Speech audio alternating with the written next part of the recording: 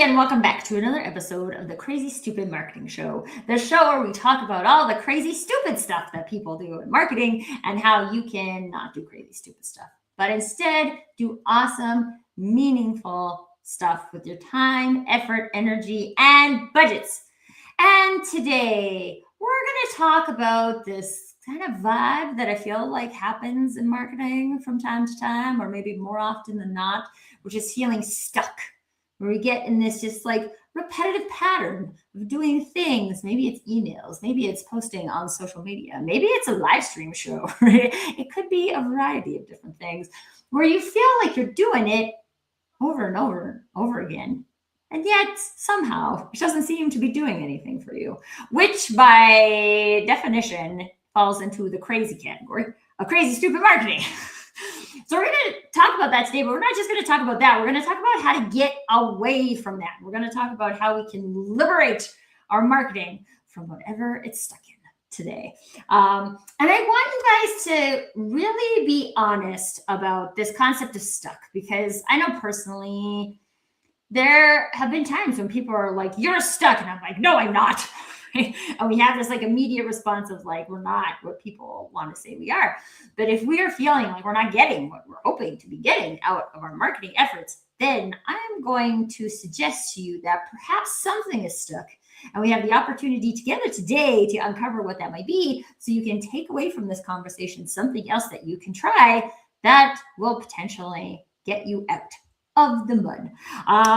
So I want you guys to all bring, I like to say, I actually don't normally say this on the show, but I say it to my clients quite often, take off your thinking caps and put on your feeling caps. And let's start to feel into something that is moving instead of something that is stuck. If it's your first time joining us for the Crazy Stupid Marketing Show, this is an exploratory conversation. So while there might be a lot of other places where you go to consume content and in 2 minutes you get something that someone told you to do, which falls into the category of stupid marketing, we don't do that here. We get to explore. So we have ideas, we have thoughts, we have experiences, and we as the speakers on the screen today have our thoughts, and you have your thoughts and your experiences, and they are different. And so what might fit us may not fit you. And this is an opportunity for us to all get into the conversation to learn a little bit more about what fits us and not just what someone else is going to tell us to do. So we're not going to do that today. I'm not going to tell you what to do. So if you came here to be told what to do, you can leave.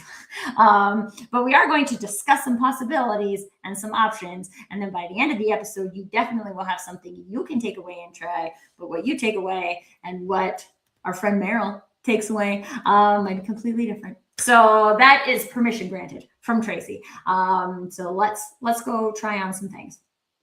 So what do we want to try on today? We're going to try on some ideas of what can get us out of this stuckness. And who better to have come share with us about liberating our marketing than somebody who knows a whole lot about liberating business in general. And that is my guest today, Becky. So before we get into the conversation, Becky, can you give us a little overview of who you are and what brought you to where you are today? Yeah, hi, thank you. I am Becky Mollenkamp. I'm a feminist business coach, author of the new book, Liberate Your Business, which is why you're talking about liberation with me. And my whole philosophy and approach to everything is about how do we center humans in all that we do, which includes in business. And I think a lot of people will talk about sort of heart-led businesses and things, but often they're replicating, and I think they're all well-intentioned. So I don't mean this as any kind of personal attack, but I think very often we set out to run businesses that are more human-centered and that feel better. And yet we often leave corporate America and end up recreating a lot of the same toxicity inside of our own businesses. And we end up kind of some of the things you're talking about, just doing what other people tell us or what we think we're supposed to, or whatever the things are, repeating things that ultimately are not all that human-centered, and in fact, often are pretty harmful to humans, ourselves included as the people running the businesses and our customers. When it comes to marketing, some of the tactics that people are using that can be pretty toxic and not really about centering the human experience and everything. So that is really what my work is about, is in all ways, how do we make things where we are centering humans first? Profits matter.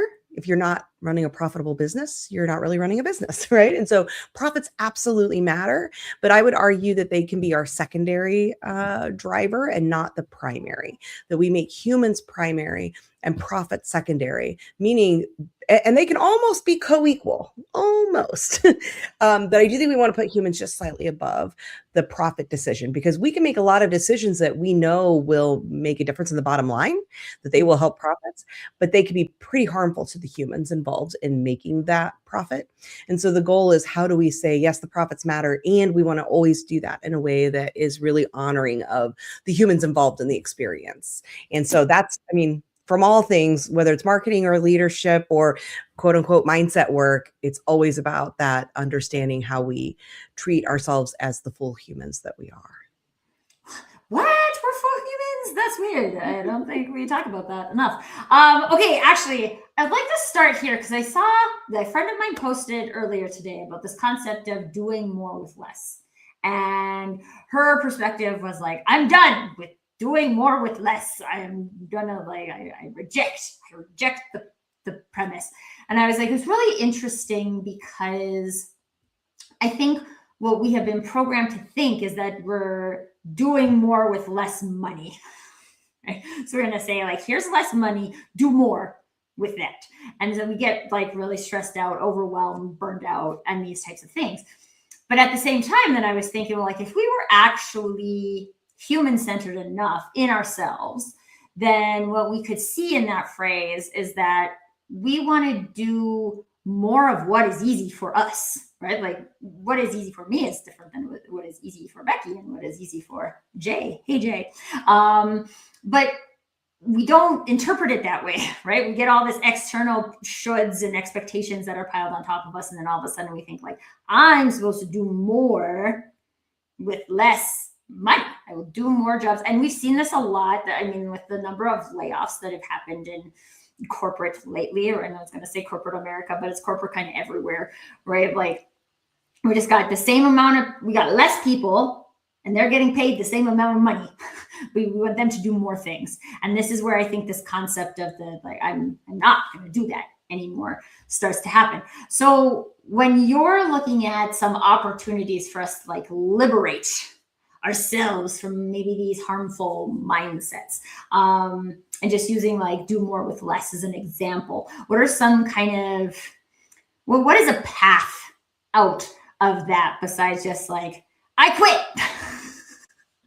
Well, I think I love this idea of doing more with less, because I think you can easily flip it on its head either way, right? Yeah, I don't want to do more work with less support, but I would like more joy with less friction. I would like more, more rest with less guilt, right? So like either way, you can look at that and frame things. So I think in my mind, part of it is that it's like thinking about what is it that you want more of and what is it that you want less of, and how do those things play with each other right now in your business and in your life, and what changes might support seeing those ratios get more to where you want them. Because I think most people would say they want more rest. And most people probably don't in their hearts want to be more productive. They will often say that because they've been really conditioned into thinking they need to be more productive. But in fact, what they really want is like, they want more freedom with less stress, or they want more creativity with less pressure, or they want more rest with less expectation placed on them, right? So I think it's thinking about what is it that you want and what are the things that allow you to start to get there. And I think we can't expect ourselves to make all these changes overnight. The reason I wanted to write my book was I think there are sort of these extremes that often happen in business, in the business book kind of space and the business advice kind of space.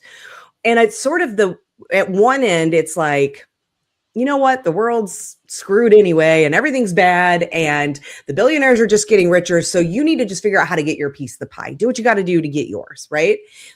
And there's a part of me that understands that sentimentality to agree. Like, yeah, I got to protect me and mine. But I think many of us who do care deeply about humanity and wanting to see all people thrive, that doesn't work for us. So that kind of advice that's out there just doesn't work. We're like, no, I'm not going to do anything at all costs just to get my piece of the pie. But then when we start to looking for alternatives, often it feels like everything else is kind of at this other extreme of burn it all down, right? We need to get rid of capitalism. We need to get rid, and at my heart of hearts, I kind of agree with all that. And yet, that isn't the reality. Like I can't, as Becky here in St. Louis, Missouri, burn down capitalism all by myself. I'm not going to end patriarchy tomorrow. Like racism doesn't end just because I say, let's do that. Like, sure, all those things sound great, but we don't live in that world. So what does it mean to say, I don't want to go all in on saying, I'm just here to get mine and I don't care who gets hurt.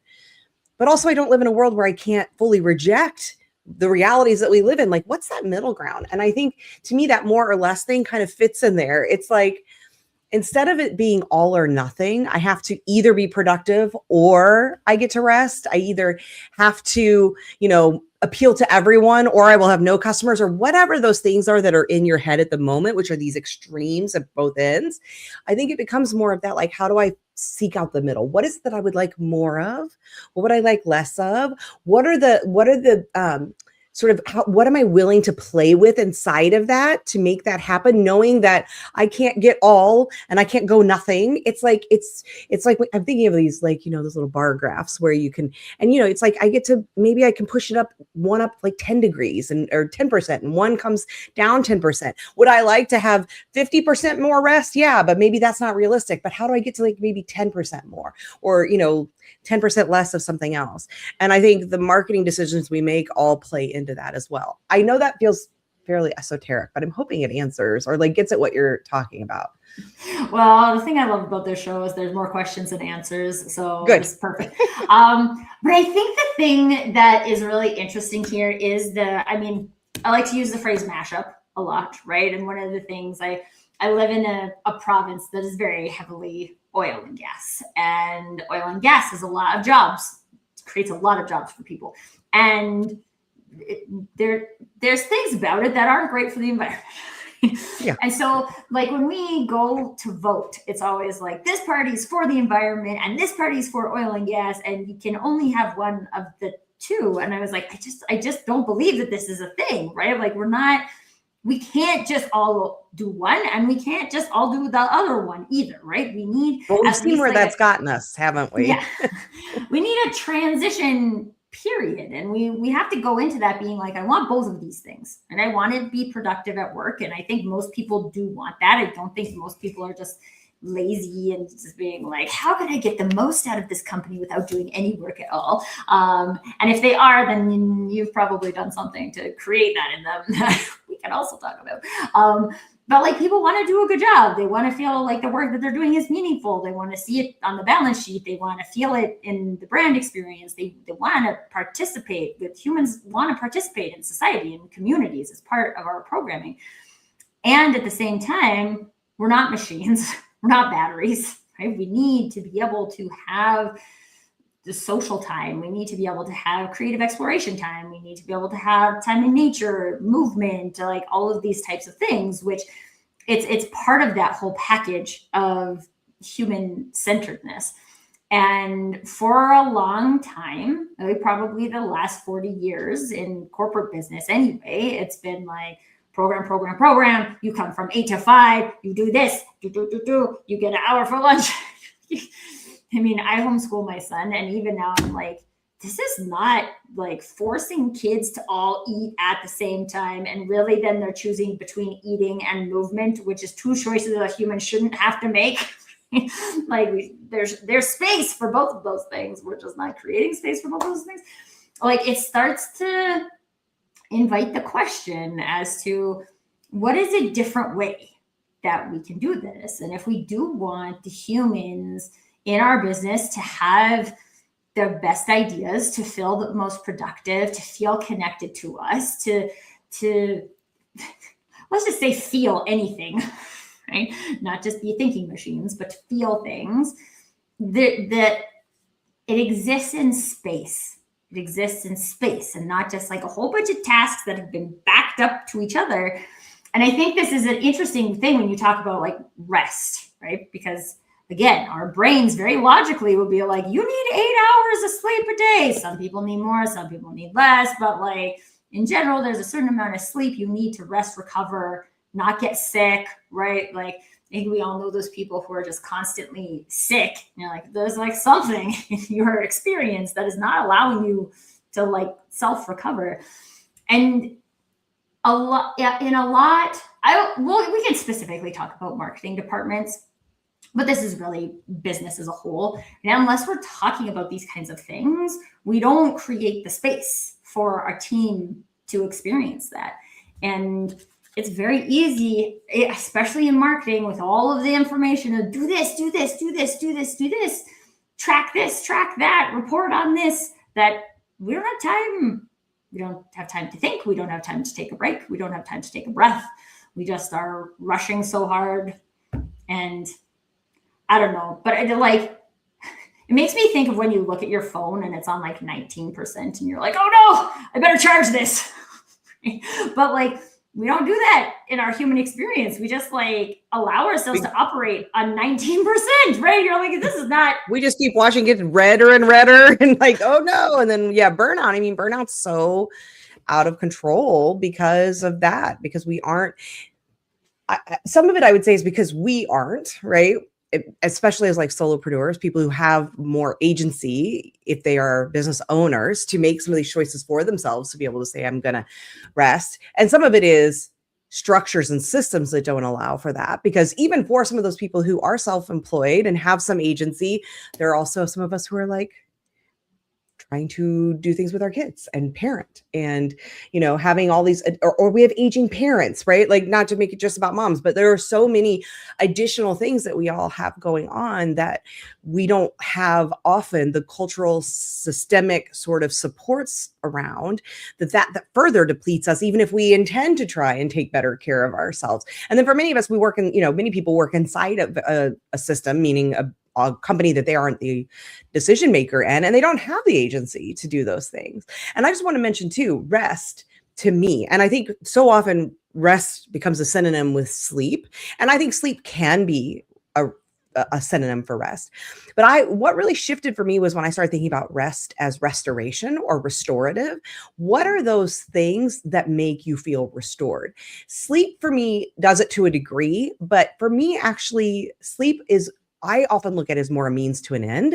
That the sleep is something I need to do, I have to do for my body. My body needs that so that I can go do the things that it gives me the energy to be able to do things that I find restorative. Some of the things that I find restorative actually look quote unquote productive, right? There are many things that I do inside my business that actually light me up and fuel me and make me remember who I am. A lot of those are things where it's creative tasks and I get excited and I get into flow state. I don't want to stop. I'm like, I feel like Becky. I don't feel like mom. I don't feel like wife. I don't feel like daughter. I feel like Becky. That to me is like what restoration looks like. And for some people that might look like napping. And I think that's lovely too. And we definitely need sleep. But I think it's important to remember that when we talk about making sure our people are well rested, we don't just mean that they've had a good night's sleep. It means that they've had time and spaciousness in their day to do the things that actually make them feel restored, that make them feel connected to themselves, that make them feel lit up, that give them energy to want to do the other things that don't, right? We need that balance. So I think like for ourselves, if people who are self-employed, that, like for me, that's remembering that I have to in my day make sure I'm leaving space, even if I have a ton of admin kind of things that need to get done. I have to balance my days out so that those days, I don't have a full admin day. I can't, because it will deplete me so much. I have to make sure that every day has space for things that I know give me that restorative feeling, that light me up, give me the energy that are, for me, that's very often like creative tasks. That might look like designing a web page, or it might or making something in Canva, because I think that's just fun. It might look like writing some content that I want to write, not that I have to write, right? So there are things like that I make sure I build into every day. And I think if we're team leaders, if we're a leadership position, the human approach to running a business is not thinking that we can be prescriptive and saying, like you said, everyone has to clock in at 8, everyone leaves at 5. I want you to be creative between those hours, whatever, right? It's understanding the individuals who make up your team and what actually is restorative for them. What are those tasks that are restorative in their workload? And what are the things that are maybe more depleting? And how do I make sure that I am giving them the supports that they need to have enough tasks that are restorative to balance out those that might be depleting, making sure their time allows for those tasks every day, right? So they're getting that nice mix every day, and that I'm not expecting them to, like, just because we've always done all admin tasks on Monday, that everyone has to do that. If that doesn't work for Jane, and Jane really likes to have a little admin every day, but also this other thing every day, how do I do that, right? And that takes more time. It takes more effort. It takes more understanding. It may take more supports and systems, but it's what makes the difference in treating our people like they are robots, which I know many people would advocate for. Let's just move to that place, right? We see it happening now. But if we are of the value set that we say that is not what we want to have happen, and we actually want our people to feel like humans who get to be a full expression of themselves and who are going to stay, who want to stick around and being contributing members of a team for over time, that is one of those ways that we do that. It's like we have to see them as full humans and understand their individual needs, desires, and what rest looks like for them, and the support systems that they need. The support systems that me as a mom needs might be different than you as a mom, or you as a Canadian and me as an American, or someone else who's, dealing with racism every time they walk out their door versus someone who's not. So taking the time to understand that really makes a difference. And most of us don't, not because we don't care, but because we've never seen it modeled. We don't even know that that's a possibility. Yeah. Well, and it's really interesting too, because there is a time investment in that, right? Like Yep. taking the time to see the people, create the space. There's, again, if you take that and you hold it next to the 8-hour workday, you're like, well, I pay you for 8 hours. So like, you got to do that stuff on your own stuff.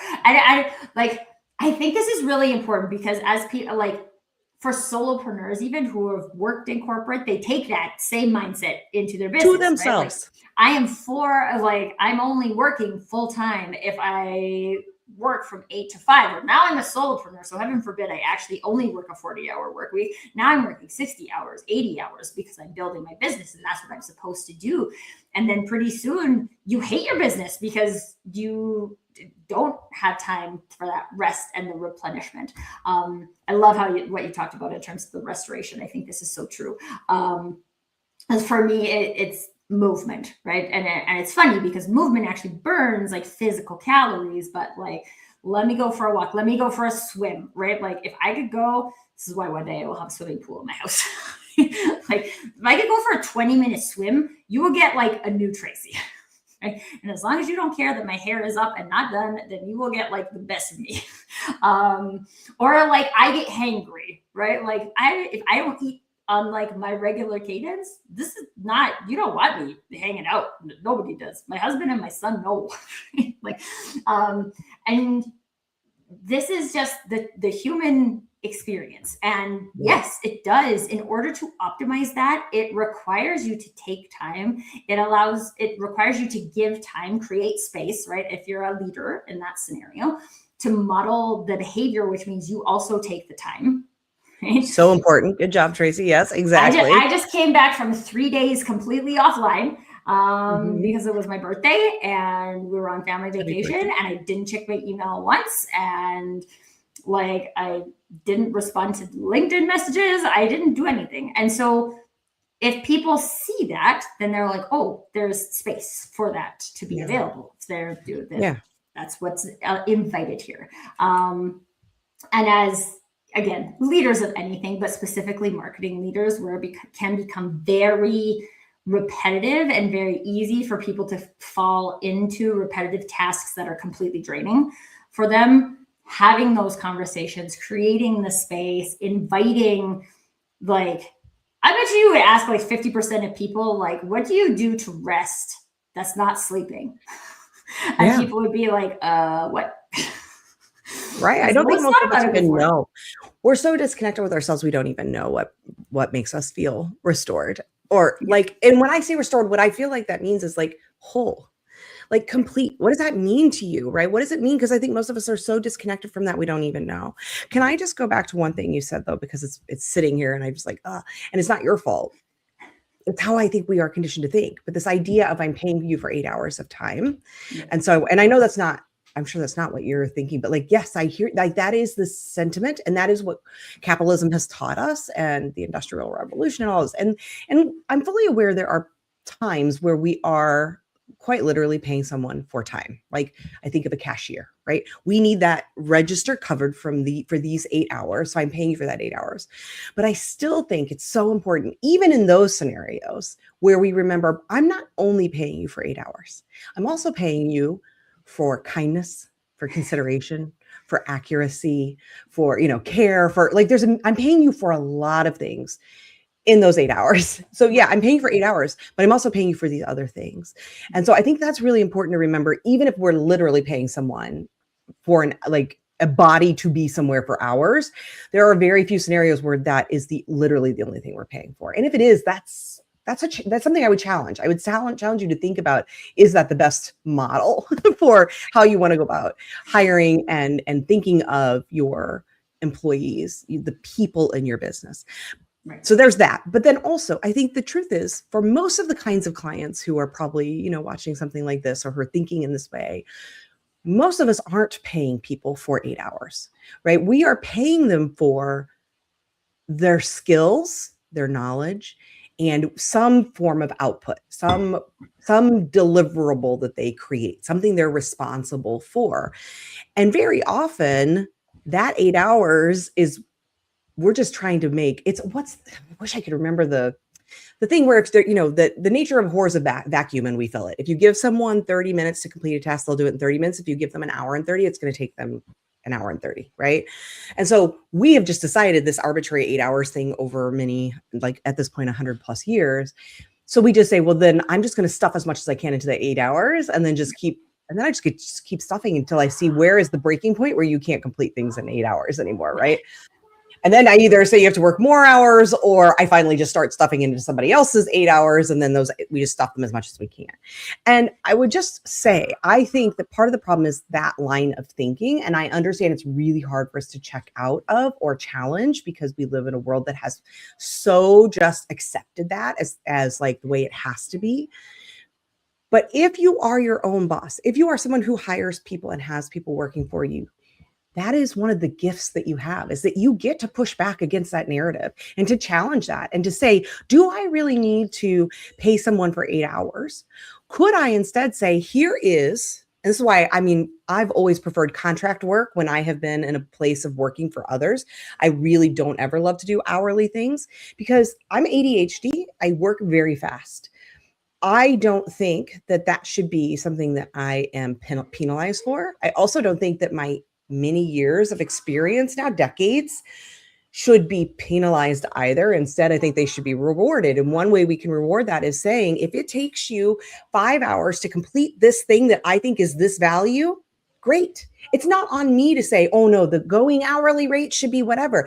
I think the value of this amount of work, this thing I want done, is this. Because I've done the work to understand, here's the ROI on that, or here's how this contributes to our bottom line and what the value is of this work. I trust you, amazing professional, with all of your years of experience, intelligence, and everything else, to get that done in an amount of time that this amount of dollars that I've told you this is worth to me, that you now say, yeah, that's worth it to me too. If you get it done in half the time of someone else who also said it was worth it to them, that now becomes a you issue and not a me issue, right? Like, I think it's worth this. You as an adult get to just say whether it's worth it to you or not. And then that's what our relationship looks like. It values people in a very different way. It values experience. It values skill. It values talent. It values, and honors their time, instead of saying, again, like, you're a robot. I'm paying you for 8 hours. I need you to sit in that desk and I'm going to stuff as much as I can into you for 8 hours. And I need to see the output. The difference in how those two people will feel about the experience, feel about you as an employer it's vastly different. And I think it's so short-sighted of us to say, oh, and I get it, but this idea of like, well, and I'm sorry if you can hear my kids, they're home. He's got a friend over for summer break playing and they're having fun, which is nice. But I think so often people say, yeah, I hear what you're saying, but like trying to figure all that out takes a lot more work. Or, you know, if I have to individualize everything to every person, like that's going to take so much time. Yet these same people will often, you look at their turnover rates and what they are spending in time and money in having to constantly be replacing people because they have treated them like robots. And guess what? Humans don't like being treated that way. It's very short-sighted to think I would rather take that longer term problem that's costing me even more and more time than have to do the front-loaded time now. Because I think we have this inherent distrust of people. So I'm like, well, I don't know this person yet. I don't trust them. Right. And so we're like, I don't want to spend all that time on them. What if they quit on me? But since we don't, we ultimately are setting them up to eventually be like, I don't want to be here. And they go as soon as they have an opportunity. So I don't know, just some of the things you were saying, like, those are some of my thoughts back on like the way we start to just shift our thinking about things to, again, bringing it to what's the person part of this? And how do I make that person feel like a whole human instead of it being about me only thinking about dollars? And that's the only thing I'm thinking about. Yeah. It's funny because you're right. Like, it's just like a programming, right? It's a programming that people have, and we're expected to do 8 hours of work. And I think this specific, because I always think like, okay, well, if I am an ER doctor, then I go and I'm on a shift and I work for this amount of time, and the next ER doctor comes on, and that makes sense.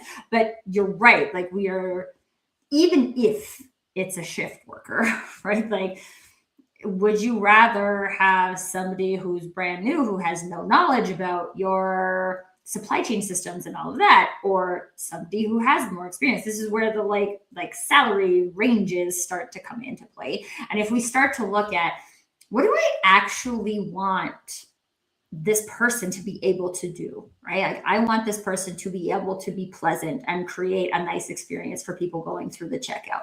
I want them to remember that feeling so that when they think about what grocery store they're going to go to, they go the extra 5 minutes and come here instead of to the closer one, right? Like, we get so caught up in, and I will say, like, because I look at marketing job descriptions just to see how people are putting them out there. And you guys, all of this is like, I could do email marketing, I can do video editing, I can do this, I can do that. And they're like, it's fine, it's good. The skills are not bad. But to what end? What are we trying to accomplish? Are we trying to get conversations? Are we trying to get brand recognition? Are we trying to get leads? Like, what are we trying to get from that person doing that thing? And if that person can do that thing better because they start, and like, I'm going to say this specifically for marketing now, because marketing isn't really on a, who cares if you start at 8 or at 10, right? Like, that 2-hour window was not urgent. There's no real urgency in marketing, folks. There isn't really. It's all fake. It's all, any urgency there is, we made it up. It's not actually real. If you could get something 10 times better at 10 o'clock than at 8 o'clock, then like, would you choose the 10 times better? In some scenarios, you might not, right? But if I always look at this as like, if I'm going to plant a garden, I don't want to throw a whole bunch of seeds out there and then not take care of any of them and then like cross my fingers, but then like would be really disappointed when I don't get any flowers. No, it didn't do what it takes to get flowers. If we want things like creativity, innovation, discovery, right, relationship building, these are the types of things that humans need fuel to do.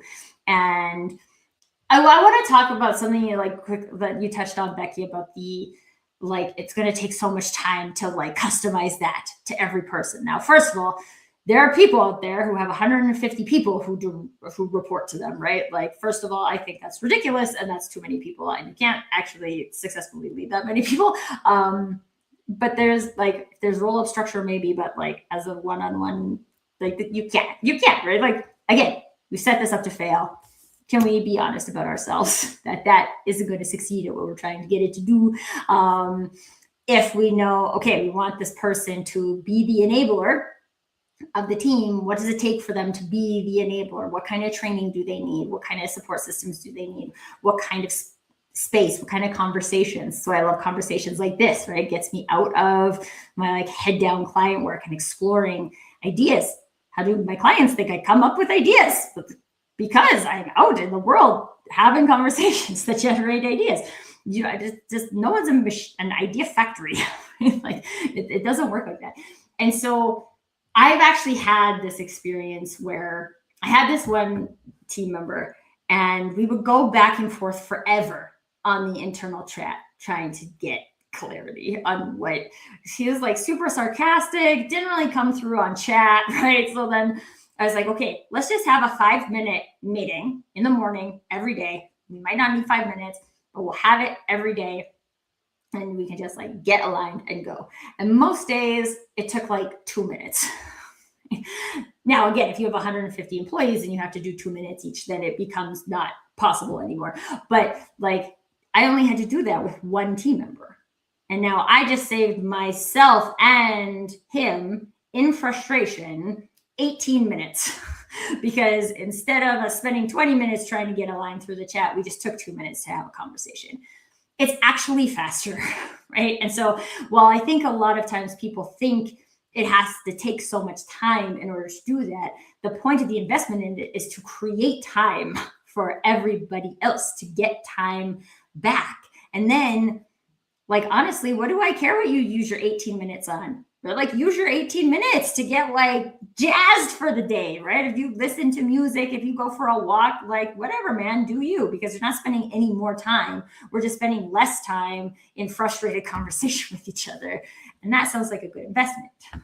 Yeah, or spend it with your family, right? Because that's, and when we think about what do employees want, so often, I think if the tech thing, the startup world of the last 2 decades hasn't taught us anything, is that what employees want on the whole is not ping pong tables and dartboards and beer at work. Like, those things are fine. But what most people want is more time to spend with their friends or their family. They want more time to travel and express and explore their own interests. They want more support when they are working, to feel like they aren't being left to figure things out on their own, or to do everything and cram as much as they can, and being treated like they don't matter. They want to feel recognized and, cared for. Like, that's what people want. This is like, these are just basic human desires. Is we want to feel connected, we want to feel cared for, we want to feel safe. And that's what employers need to be thinking about more. And for me, because again, a lot of the things I'm talking about, they don't work if you're inside of a giant corporation. But that's because, and especially if you're in a public corporation, and that's because that model in itself is very deeply flawed. The idea of a public company where you have to get, I'm sorry, my dog is eating a pin. Wonderful. The idea of a publicly traded company where you have to have ever increasing, never ending growth, right? That is a broken model. It can't work. It's not sustainable. Endless growth isn't sustainable. And what that creates inside of it is just the deepest levels of toxicity and harm. And so these things don't work there. That's not where change is going to come from. Those are also the places that have the most reason to protect the status quo as it is, and that's why you see the biggest fights against organized labor and that sort of thing inside of those spaces, because they know that would break the model they have. The only reason their model can even continue to work as long as it has is because it is, how can I extract as much as I can from every possible resource, the planet, every person, everything else. So this doesn't work there. But where change will happen, and who I speak to, are the people who aren't already deeply invested in that model that's completely broken and that we cannot fix at that level, and that has no interest in fixing itself. I'm talking about the people who are either self-employed or who have smaller teams, where we have that ability to start to actually challenge and push back. So like, for a self-employed person, it's amazing how many people leave that model because they hate it. They're like, I can't do this anymore. You've laid off every person on my team. I'm doing the work of 10 people, whatever. They decide to become a consultant or whatever the thing is that they do. and end up replicating so much of it. And then they wonder, like, why am I not sleeping any more than I was before, or even less? Why do I feel more tired and burned out? Like, and the trade-off that they make in their mind is, well, at least I'm doing it for myself now, right? But that doesn't, it's still bringing all that same stuff in. We still have to stop and question everything we've been given about how I have to do things, what it needs to look like. Because do I need to be in pursuit of endless growth? Do I need to make more than I did last year?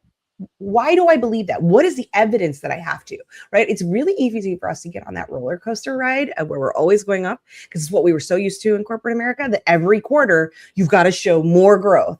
What if you say in your own business, actually, I don't really need growth this year. Staying exactly the same is okay.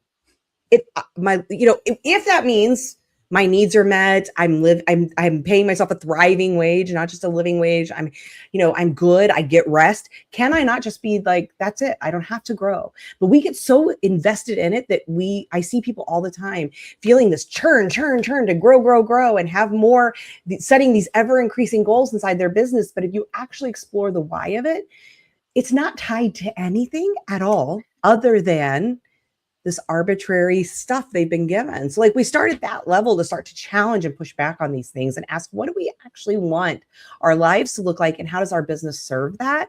Instead of it being sort of the other way around. What do I want my business to look like? And then how do I make myself make that happen, right?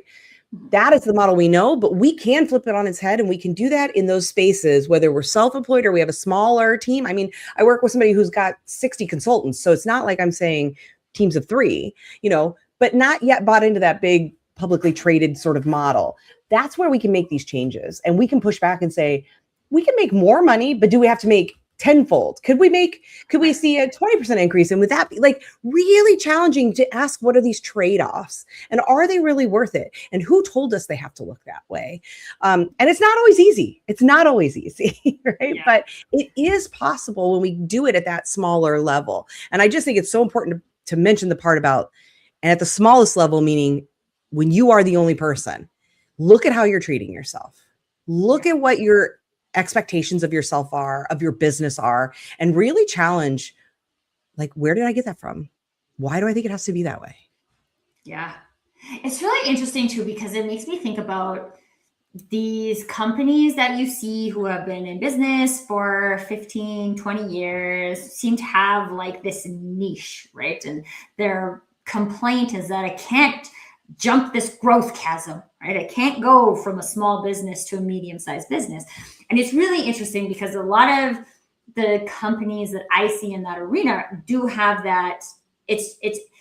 I'll call it the empty belief, because it's not your belief, right? Like that I have to keep growing. And it's so interesting to me because I look at a lot of those companies and like people love working there and they go to work every day and they're feeling really happy. But there's this like idea to grow like 10 times, but like the evidence says like, this is what we do, right? This is what we do. And this is what our behavior will deliver. And if everyone's really okay with that, then that's one thing. So it's interesting then from an ownership point of view to look at like, why do I want this to grow? Is it because like the product or service that I have is still like so under service, right? This entire industry like really could use this, and it could impact so many more people in such a beneficial way. How do I get that? And like, this is where it ties into marketing, right? Like, how do I get that message out there? Because I'm clearly not getting that message out there. But then we also have to be we have to check our egos enough to say like, okay, the email program isn't doing it, right? Like the social media program is not doing it, right? Like we've been doing this. It's not doing it, right? So that's fine. Throw that out, right? What else can we try? So before we run out of time today, I really want to get into this, like some baby steps maybe, or first questions that people can ask when they're like, okay, I'm done. I'm ready to liberate my marketing, liberate my business. What are a couple of things that you see work really well as a kind of a kickoff point to move into that kind of belief set instead? I mean, I think, and this sometimes it sounds basic depending on like where people are in their journey. But I honestly believe, especially in the US, and I think in a lot of Western culture, inside of capitalism anyway, we are never trained to ask ourselves what's enough. We're only ever trained to ask ourselves, what else? How much more? What else could I get? Like more, but never really what's enough, because we have been so trained to believe that asking what's enough is saying I'm settling, Right. which is wild to me, because if I say to you, it's enough, that should mean it's complete. Right. So what's enough for one person may not be for another, right? Your enough could look very different, and your enough might be a whole lot more than my enough. Right. But what's enough? What is do you need the private, bunker on Hawaii like Zuckerberg? If that's your enough, okay. I mean, whatever. It's not my enough, but maybe it's yours. Or does your not enough look different, right? Like that I don't need nearly that much to feel like I have enough. I am complete. That's good. I've done it, right? Yeah. But I think we need to challenge that and ask ourselves that. What is my enough? What's enough? For me, like I think as the business owner, that's a really important thing. And then what then does that translate into what that means for my business? Right? Like, because that's where we can start to translate this into some real goals that are grounded in something. And I don't just mean enough financially, by the way. I think that I also need to go back up and say that, because so often that's where we get fixated. But I also mean, what's enough sleep? What's enough vacation? What's enough time to do hobbies? What's enough time with my friends? What's enough joy? What's enough what's enough audience? What's enough reaching a certain amount of people? What's enough for me to feel like I've made a difference, to feel like I've left a legacy, whatever, right? All of those questions around enoughness. And then how do we translate that into how does the business serve those things? Right? Some of them the business may not serve at all. Some of the business may serve really directly. Some of them the business may be like tangentially kind of related in that how much time I put into the business may affect some of my enough things on like how much time I get with friends, right?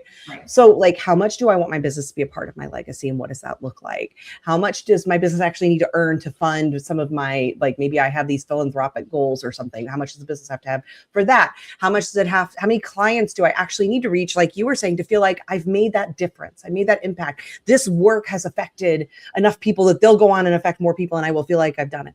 I just think starting there is so fundamental. And I know it sounds simple, but it's something that honestly, most people don't do.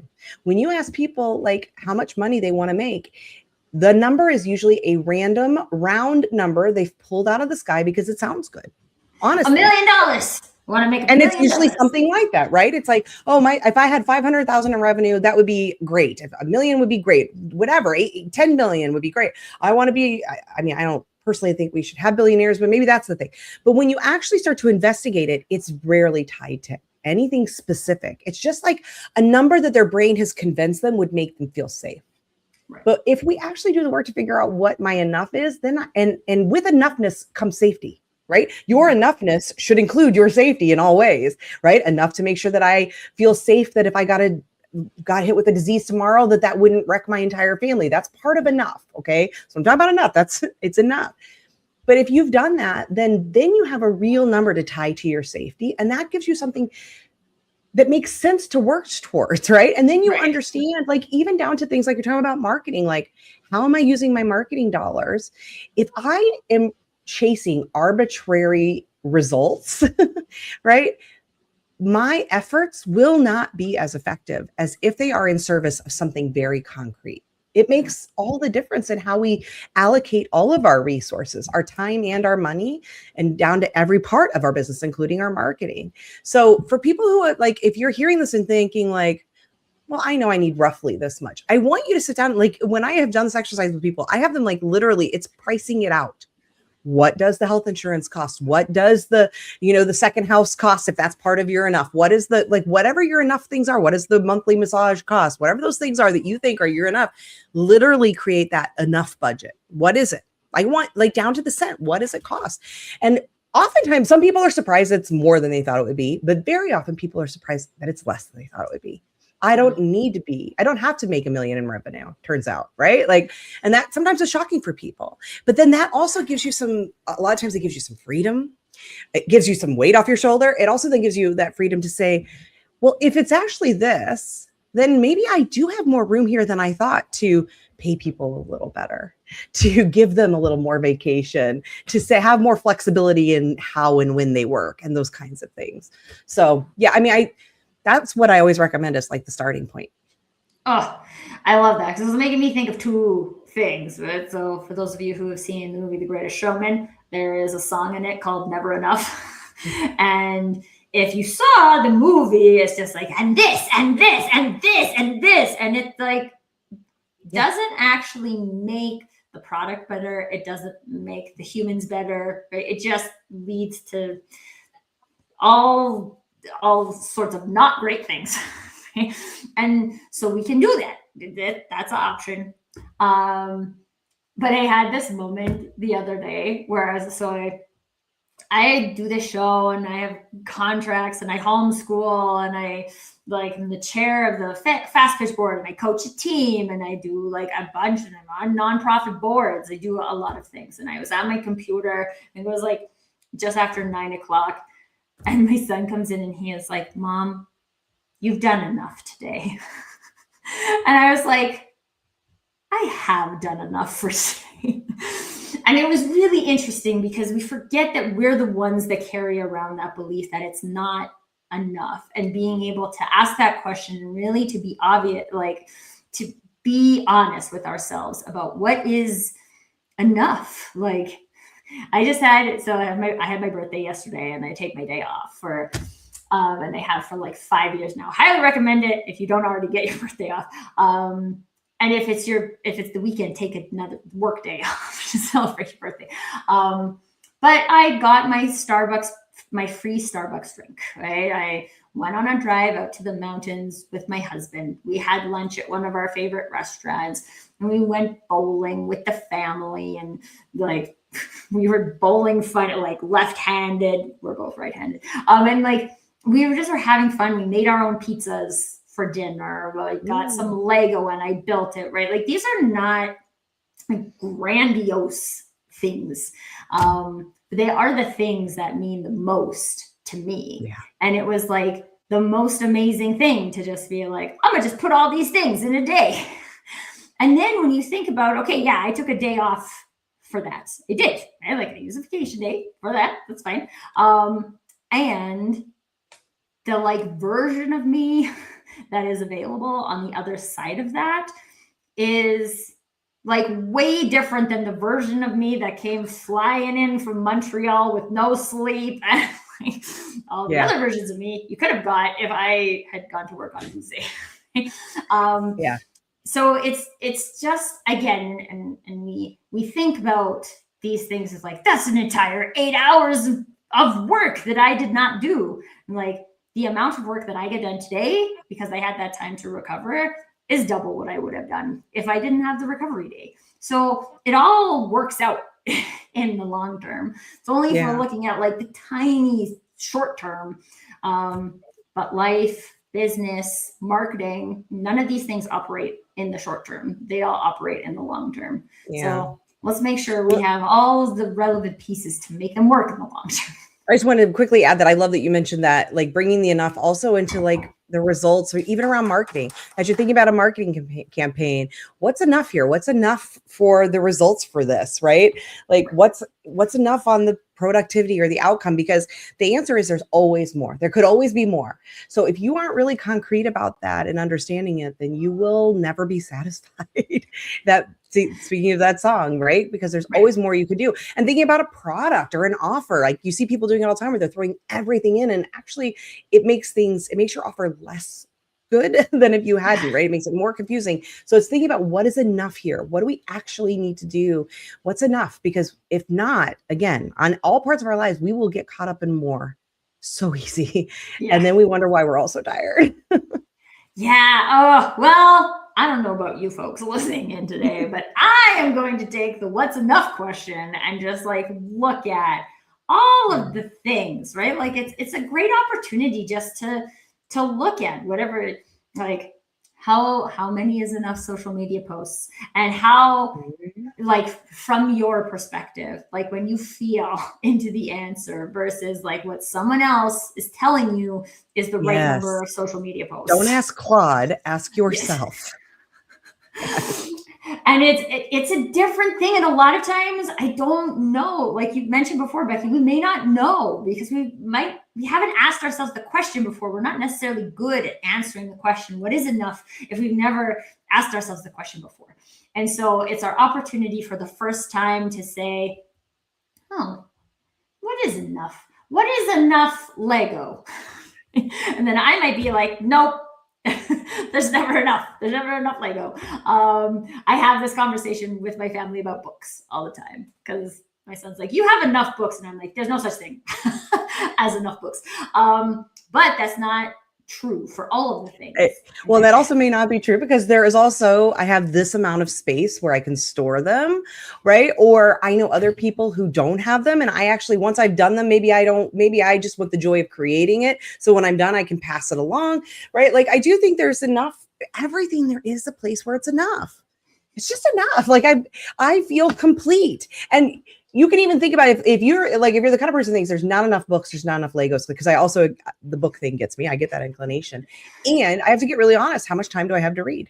And how many books and listen, I read almost 200 books a year. So like, I'm not kidding when I say it's not enough. And every year, way more than 200 books come out. So I can't buy them all because I have to be honest with myself. 200 a year is really actually a little more than enough, right? So that's my number. And I don't have to buy more. I can just say, that's it. That's good. That's my enough. See, and this is true, but this is why these conversations are so great, right? Because while my default response might be, nope, there's never enough books. When I was thinking about this the other day, because we were talking about a big built-in bookcase to make this like a library. And I was like, yeah, one wall of books. That's enough, right? Like that's all I feel like I need.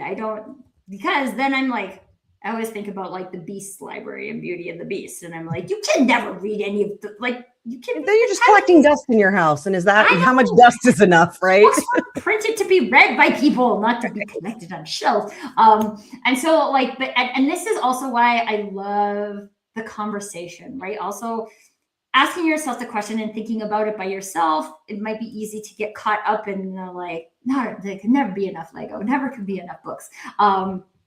And have a conversation and see, not because someone else is convincing you, right? Like Becky didn't convince me that there was a right number of books.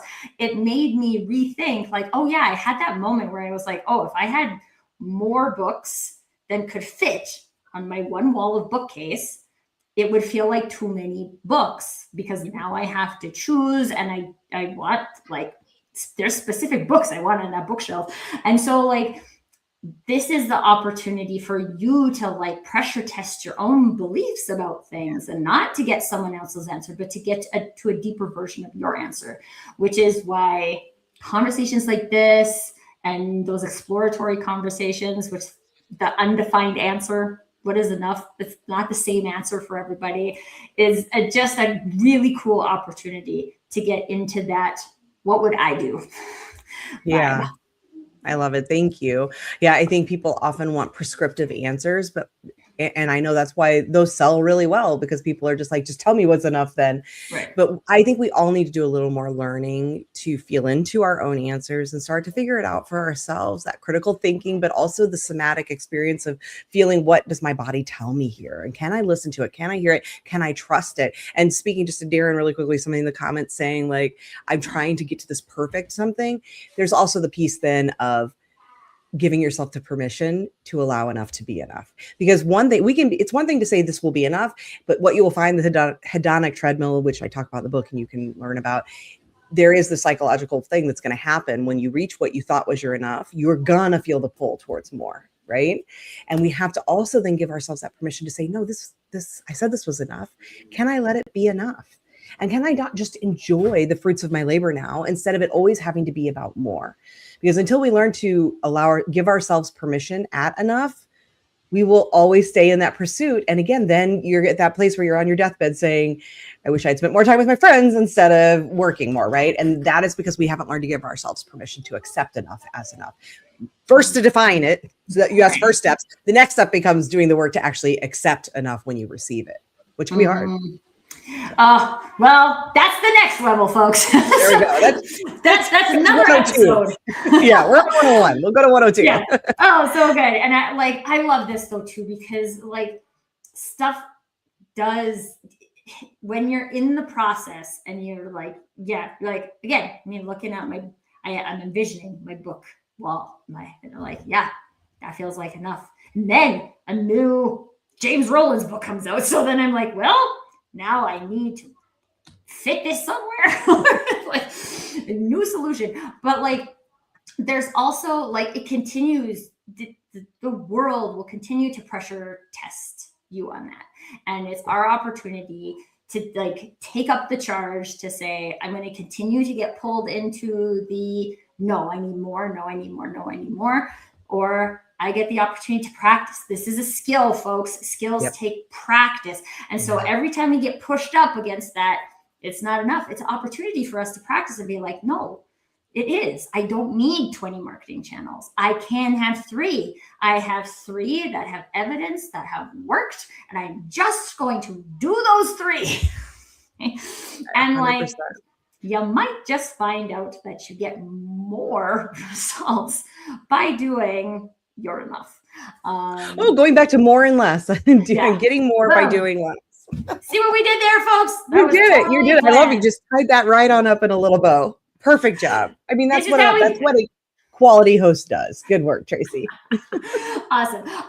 Becky, thank you so much for sharing all your lovely insights today. If people would like to learn more about you or about the book, where is the best place for them to find that?